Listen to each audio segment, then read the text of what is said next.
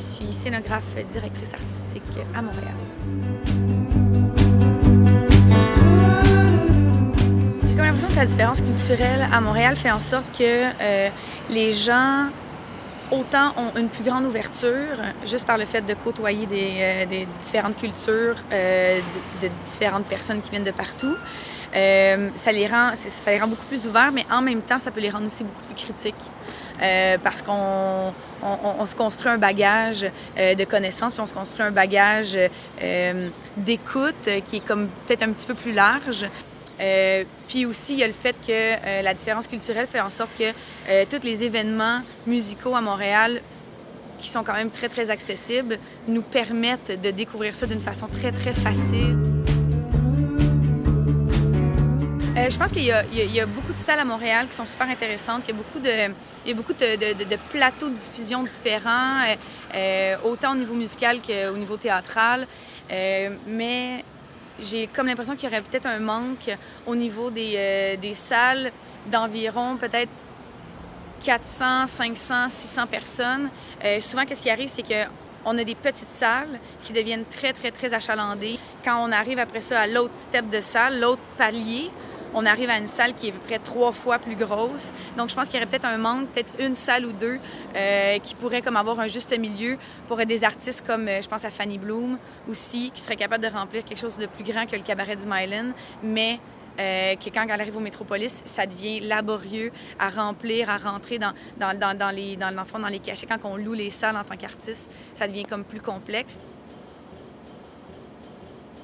Il y a aussi de plus en plus de festivals, je pourrais dire des festivals nomades qui se promènent autant dans les parcs, qui organisent des prestations.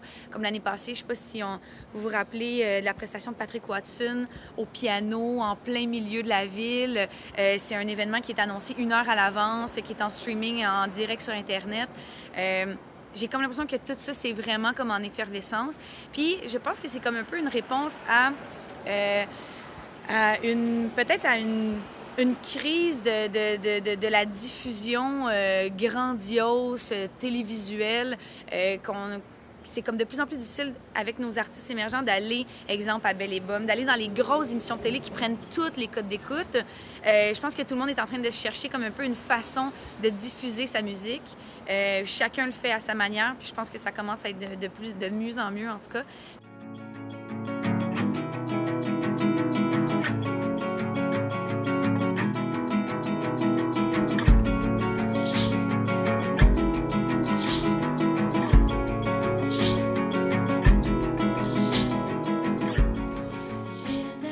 Eh bien, la scène 1425 a comme mandat la promotion puis la diffusion de la musique, des spectacles à Laval et plus récemment, depuis 2011, à la grandeur de la province. C'est carrément ça, notre mandat. Il faut comprendre que moi, en fait, je suis arrivé ici à la Saint-André-Mathieu en 2008. Et avec le mandat carrément de développer cette programmation-là qui est un peu plus alternative, c'est vrai, un peu plus alternative, un peu plus émergente. Bon. Donc, je pense que c'était juste une question de volonté. C'est pour ça qu'il n'y en avait pas avant 2008. Et bon, la Saint-André-Mathieu, avec ce projet-là, scène 1425, la Saint-André-Mathieu inscrit cette activité-là dans un travail de longue haleine de renouvellement de public aussi.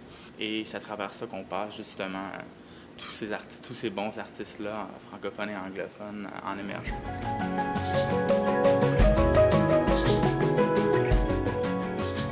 Il manque de lieux adaptés à une programmation de ce type-là. Bon, mis à part la Saint-André-Mathieu, qui est quand même une salle très traditionnelle avec des sièges, la Maison des Arts aussi, il n'y en a pas. Il n'y a pas de place où faire des concerts de rock. Donc, on se promène. Ça fait la force de la scène 1425, les shows dans les églises, les shows dans les sous-sols d'églises, les shows dans les locales, dans les locaux vacants, n'importe où.